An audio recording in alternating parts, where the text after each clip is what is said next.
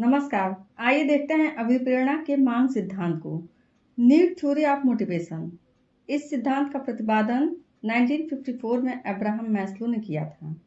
Abraham Maslow ने अभिप्रेरणा के सिद्धांत को मांग के अनुसार जैसे जैसे हमारी नीड्स होती जाती है या उनकी पूर्ति होती जाती है उसके अनुसार 5 क्रमों में बांटा है।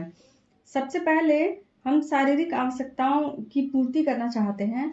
जैसे जैसे हमारी शारीरिक आवश्यकताओं यानी जैविकीय मांग की पूर्ति होती जाती है वैसे ही हम उसके आगे बढ़ते हैं।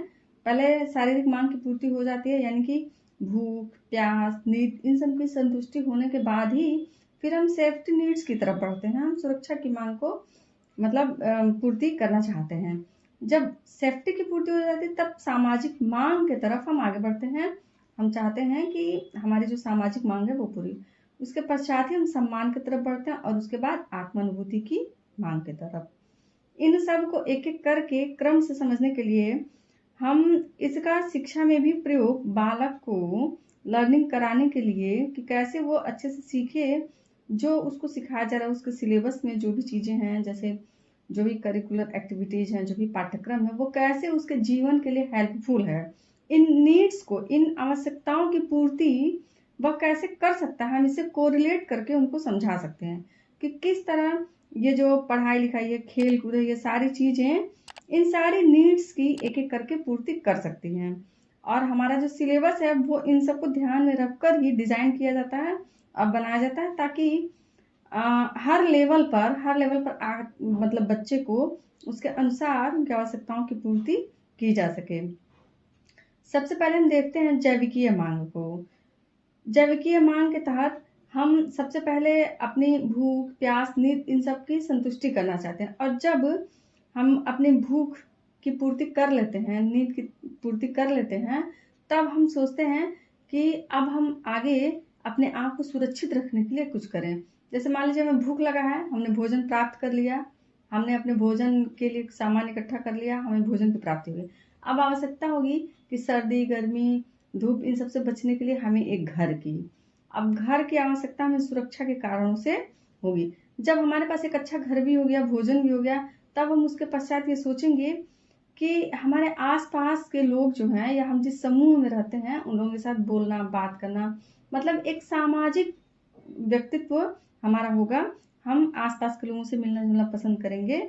और अगर हमारी भूख शांत ना हो, हमारे पास सुरक्षा ना हो, तो फिर हम पहले उनकी पूर्ति करेंगे, समाज की तरफ पहले नहीं बढ़ेंगे।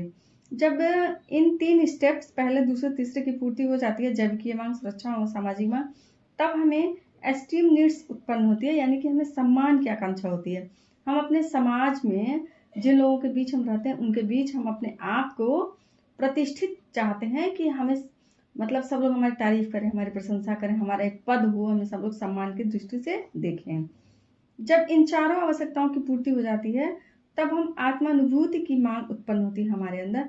हमें सम्मान भी मिल गया, सब कुछ मिल गया, लेकिन तब एक ऐसी जिज्ञासा, एक ऐसी मांग उत्पन्न होती है कि हम चाहते हैं कि इस जीवन से मुक्त होने का, या फिर हमारे जिसमें संतुष्टि है, हमारी जो थ्योरी है उसके अनुसार हम काम करें, या फिर कुछ ऐसा करें जिसके तहत हमें सेल्फ एक्चुअलाइजेशन की अनुभूति हो, हमें खुद को संतुष्टि मिले, हमें बहुत अच्छा लगे।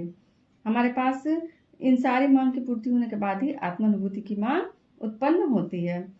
तो शिक्षा में हम देखते हैं कि जब हमारी शारीरिक सुरक्षा की और सामाजिक और सम्मान की मांग पूर्ति हो जाती है तब हायर लेवल पर, हायर एजुकेशन में सेल्फ एक्चुअलाइजेशन नीड्स उत्पन्न होती है। और इस नीड्स की पूर्ति के लिए ही तमाम विषयों की व्यवस्था की गई है। और जब हम मतलब एक तरीके से कहा जाता है कि सारी आवश्यकताओं की जब पूर्ति कर लेते हैं तब हम उससे ऊपर उठकर जो नैतिक आदर्श होते हैं, जो सामाजिक मानदंड होते हैं, उनके अनुसार कुछ नए नियम कानून बनाने की तरफ या दार्शनिक चिंतन करने की तरफ अग्रसर होते हैं, तभी हम ये काम कर पाते हैं। अब अगर पहले की 2, 3, 4 मांगे न पूरी हुई हो तो फिर हमारे अंदर ये आत्मानुभूति की मांग उत्पन्न होती भी है तो हम उसकी तरफ उतना ध्यान नहीं दे पाते, क्योंकि जब पहले से ही हम भूख से पीड़ित रहेंगे, सुरक्षित वातावरण नहीं रहेगा, हमारे तरफ सम्मान नहीं रहेगा, तो उस तरफ ध्यान नहीं जाता। हालांकि ऐसा पूरी तरह नहीं हो पाता। कुछ जो बहुत ही ज़्यादा विशेष व्यक्तित्व वाले लोग होते हैं, वो इन जैविकीय मांग, सुरक्षा की मांग और सामाजिक मांग, सम्मान की मांग, इन सब से परे हटकर, अलग हटकर आत्मानुभूति की मांग की तरफ भी अग्रसर हो जाते हैं। उन्होंने अपने इंद्रियों पर इतना नियंत्रण कर लिया होता है, ये जो जैविकीय मांग होते हैं, सुरक्षा की मांग होती है, सामाजिक मांग होती है, इन सब की पूर्ति किए बिना ही वो आत्मानुभूति की मांग की संतुष्टि के लिए प्रयासरत रहते हैं।